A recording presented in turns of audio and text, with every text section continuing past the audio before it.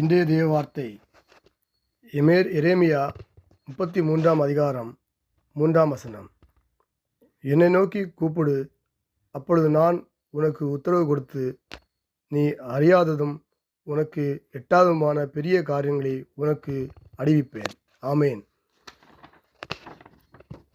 எரேமியா தீர்க்கதரிசி ஒரு இக்கட்டான சூழ்நிலையில் இருந்தபோது, அதாவது காவலில் இருந்தபோது ஜெபித்ததை இந்த வசனத்தின் மூலம் நாம் அறியலாம்.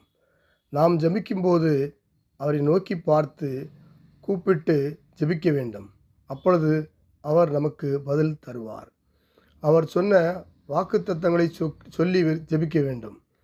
நம்முடைய கடவுள் மிகவும் பெரியவர். தம்முடைய பிள்ளைகள் நம்மை நோக்கி கூப்பிடும்போது நம் மனிதனுடைய கண்களுக்கு எட்டாத பெரிய காரியங்களை அவர் நமக்கு வெளிப்படுத்துவார். ஜெபம் என்பது வேண்டுதல் அல்ல, அது தேவனோடு கூட உள்ள உறவு. நாம் அவரை அழைக்கும்போது அவர் நமக்கு பதில் தருகிறார். நாம் கர்த்தரை நோக்கி கூப்பிட வேண்டும், அவருடன் பேச வேண்டும். அப்பொழுது நாம் அறிய முடியாத, புரிந்து கொள்ள முடியாத காரியங்களில் கர்த்தர் அறிந்து கொள்ள உதவி செய்வார்.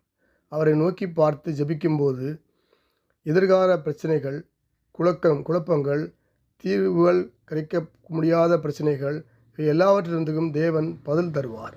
இன்று நாம் நம்மை ஆராய்ந்து பார்த்து அமைதியாக சில நிமிடங்கள் ஜெபித்து நம்முடைய கவலைகள், சந்தேகங்கள், விண்ணப்பங்கள் தேவனிடம் கும்பிடும்போது தேவன் நம் இருதயங்களில் அந்த காரியங்களை வெளிப்படுத்துவார். இயேசு நாமத்தில் பிதாவே, ஆமேன். நல்ல ஆண்டவரே, நமக்கு நன்றி செலுத்துகிறோம்.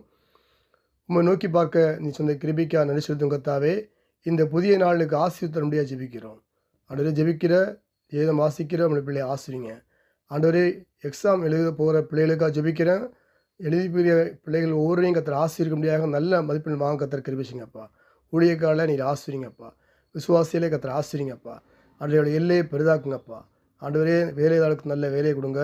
வியாபாரம் பண்ணுறதுக்கு நல்ல வியாபாரத்தை தாருங்க. ஆண்டவரே, ஊழியக்காலில் சுகத்தை விரும்ப கர்த்தருக்கு மேம்படுவதாக. இந்த நாளையும் உங்கள் நோக்கி பார்க்கிற பிள்ளைகள் பிழைக்கத்தக்கதாக அவர் வாழ்க்கையில் அதிசயங்களையும் அற்புதங்களையும் செய்யும்படியாக ஜெபிக்கிறேன். ஆசீர்வித்து பாதுகாத்து எல்லையை பெரிதாக்கும்படியாக ஜெபிக்கிறப்பா. இயேசு கிறிஸ்து நாமத்தில் ஜெபிக்கிறேன் எங்கள் ஜீவன் நல்ல பிதாவே. ஆமேன், ஆமேன், ஆமேன்.